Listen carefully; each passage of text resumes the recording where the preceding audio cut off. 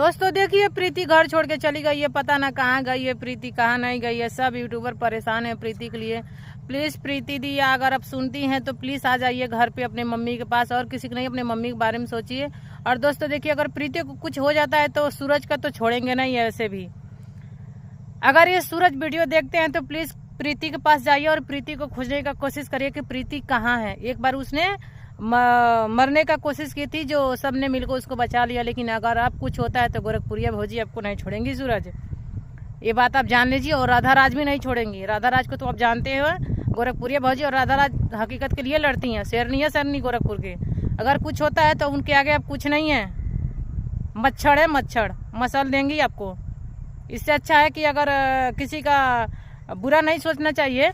आपके खिलाफ कोई वीडियो नहीं बनाता है, बस जो भी हो हकीकत लोग कहता है और हकीकत बनाता है। दोस्तों वीडियो अच्छा लगता है तो वीडियो को शेयर करिए और चैनल